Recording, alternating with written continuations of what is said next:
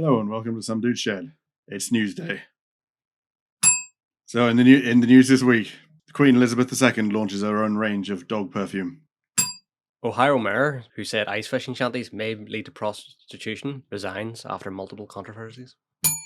Armless but not harmless. Terrifying dinosaur that roamed Argentina 70 million years ago could take down huge prey with its massive jaws, despite having limbs shorter than a T-Rex. James Blunt deployed to scare off protesters in New Zealand because he suggested it. I guess we'll start with the first story that we mentioned. The Queen of England has launched her own line of dog perfume. So the Queen, at the young age of 95, is selling off her dog perfume at $9.99 at Sandringham Castle. $9.99? That's really reasonable. Yeah, it's not exactly a price for royalty, is it? It's quite... anyone can make their dog smell like the Queen's dog. Did you say the Windsor Castle gift shop? Sandringham Castle. Oh. Yeah, the Queen, who is a dog lover, created a special cologne for her own pampered pooches. So the Coastal Walks bottle is made from witch hazel and a blend of essential oils. I just imagine the Queen in a chemistry laboratory, mixing up all those different scents. Just pouring in the test tubes into a beaker and then just get a big puff in her face, and then you just see her with like a face covered in dark colours. And that smells just right. It's probably just a combination of all the perfumes she gets at Christmas, like all the ones she doesn't like, and just dumps them into a big vat. There you go. Oh, do you think the Queen gets the Lynx box sets at Christmas? Or do you think she just gives them? Maybe that's all Harry gets now. Ted Baker every year. Oh, thank you. Well, that's great then. She could have a dog that smells like wet dog and witch hazel. So yeah, basically it's called Happy Hounds Dog Cologne, and it has the essence of coastal walks, which is a bit of a strange thing. I mean, I think dogs and I think coastal walks. The only thing I can think of now is a wet dog. Yeah, it's not a good smell, but yeah, the cologne helps the dogs get rid of any unwanted odors. Apparently, that's what it says. The only concern with that is, like, I mean, if you're a dog owner or had a dog for any period of time, you know that even like the slightest, like even the weaker aerosols kind of made them sneeze like crazy. So to a human it smells nice, but to a dog it's probably like that times 1,000. So they'll just be sneezing their head off constantly. Well, pretty much. And just to make it look good, here's the model for this perfume. There's the Queen's own corgi. What's the corgi called? I don't know. The last one. Do you think I've done research on this? Goodness, I just found this 10 minutes ago. Yeah, that's basically the story. The Queen has brought out her own dog perfume, and it looks lovely. I'm sure the dogs are thrilled to be sprayed by some perfume. I'm sure they'd much rather smell of seawater or something. You reckon some people will buy it and just use it for themselves? Oh, there'll always be someone. I reckon more people will probably buy it and then just keep it safe and locked up and then sell it in 20 years as a collector's item. It seems like that kind of thing. Actually, I was going to say it, but I'll not. What was that? I can't say it. Unless you cut it out. Moving on. Yeah. I don't know. I'm not sure I'm allowed to comment on that. I think I'll get sent to the Tower of London. Best we don't. So, moving on.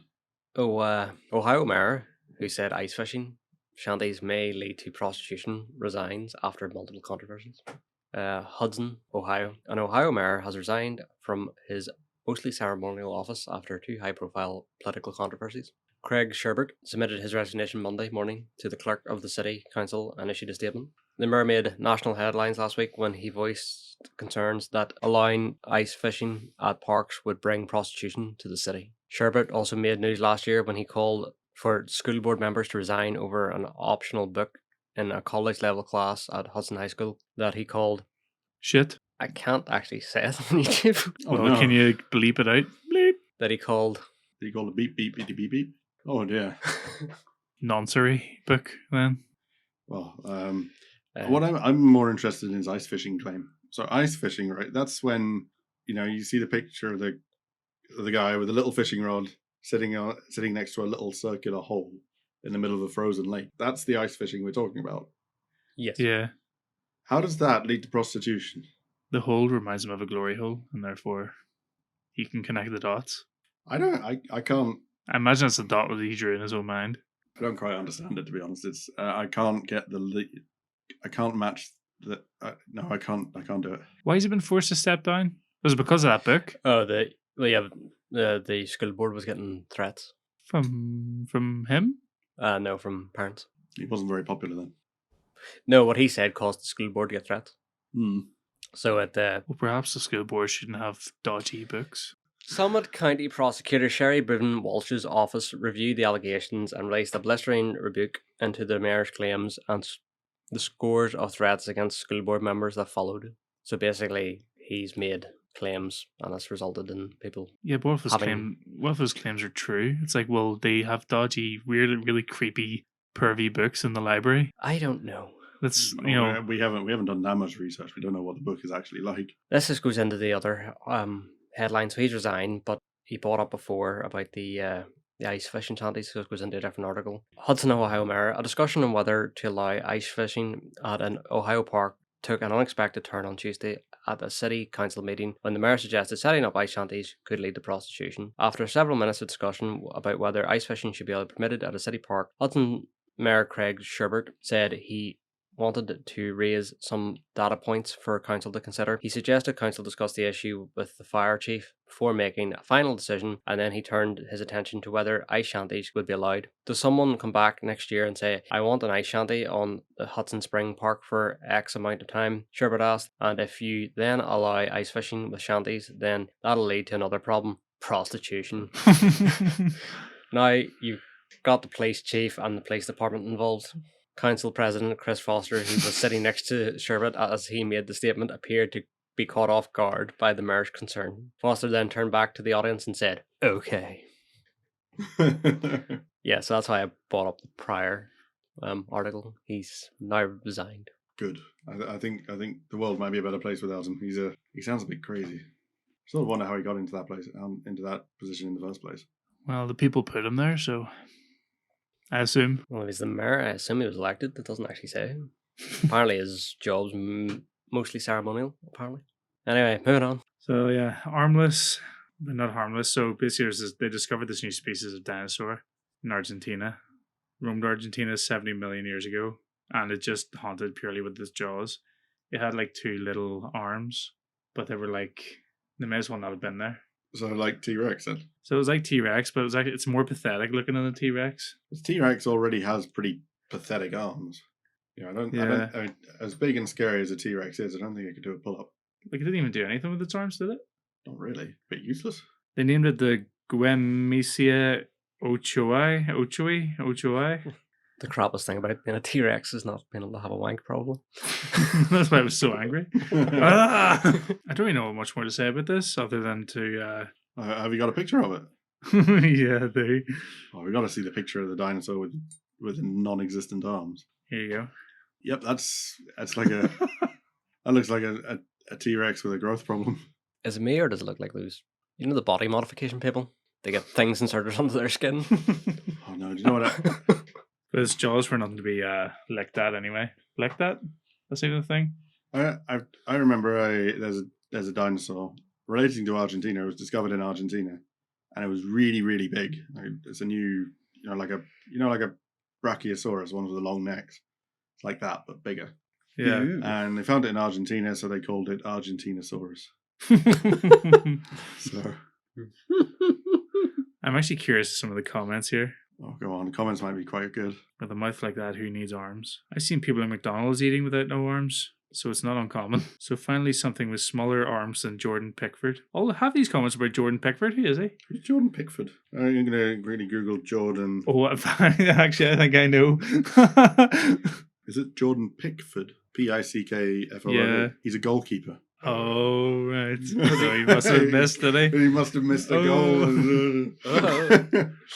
The lesser spotted Jordan Pickford.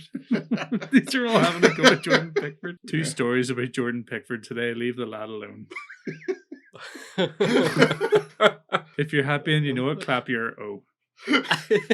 Moving on Jordan Pickford's ancestor. Question mark. Oh, Jordan. Oh, goodness. Hard luck. We're probably going to have to... Oh no, what's broken, Mr. Black? Pickfordosaurus. Oh, poor fella. Right. Oh, all right. Right, Mr. Gray, moving on. Anyway, moving on, I guess. So you may remember, was it last week or the week before? Mentioned James Blunt. Said that he was offering his music to be played very loudly to protesters in order to disperse them. Yes. Well, it's been done.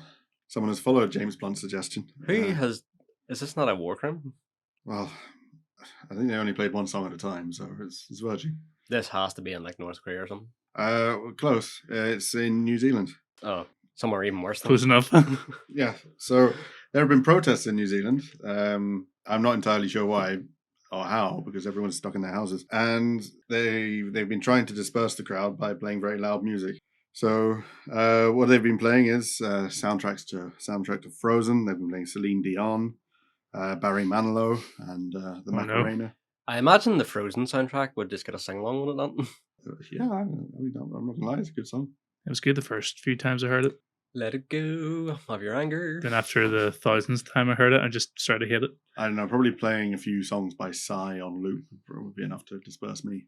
Yeah. Any song on loop. Psy, Gangnam Style. Oh. One of the best songs. Oh, can you imagine playing like Gangnam Style to a whole big street protest and then they all start doing the dance? His dude Thriller by Michael Jackson as well. That'd be brilliant. Oh. Time warp. You know what? I mean, that's pretty much the entire story here. It's not a very it's just a guy with a long boombox article, but it's basically all about why they're protesting. Is all about Is it about some sort of thing that came and spread around from basically, some unknown place? I'm not entirely sure, Mr. Black, but from what I understand, a lot of people have been stuck in their houses. I think it'd be more fun to discuss what song would you want at your protest? Smack my bitch up. That'd be a pretty good one. I mean, you go for the obvious ones like Anarchy in the UK by Sex Pistols. Played at my protest. Yeah. Probably Fucked with an Anchor by Ailstorm. Pretty good one. Ailstorm, pirate music. Pirate metal, yeah. Awesome. Fuck you. You're a fucking wanker. Gonna punch you right in the balls. I'd probably go for something that might make mine a little bit more emotionally strong. So something like, I don't know, Fur Leads by Beethoven. Something like that. It's not really a banger though, is it? No, but make everybody cry. I thought you It'll make our cause more important if you got Beethoven in the background. I thought you would have went straight to NWA. Hmm? I thought you would have went straight with NWA. Oh, well, I suppose it depends on the protest. You could show them the Modern Art slideshow and drive them all to depression, and that would make you protest harder, surely. It'll send all the police home. Can't do it anymore. They'll have to bring out Bing for help. Bing. Oh dear. Well, that's it. I mean, really, there's not much more to the story about other than the headline. All right then. Well, I just have two honorary mentions. It's just the headline. I'm not actually going to go into the actual article. I just thought to have these two products together in a headline and a photo of it. It's just really funny. Kit Kat and Durex makers, Nestle and Reckitt warn of price rises. Start again. I didn't understand what you were saying. Kit Kat and Durex makers, Nestle and Reckitt warn of price rises. I just thought it was funny having those two products side by side on a thumbnail for the article. Is it that's what confused me. It says Durex makers. You said Durex makers, Nestle. I know it's how the title's written, but it's like Nestle don't make Durex. Kit Kat flavored condoms. So a price rise is going to go up specifically for chocolate biscuits and condoms.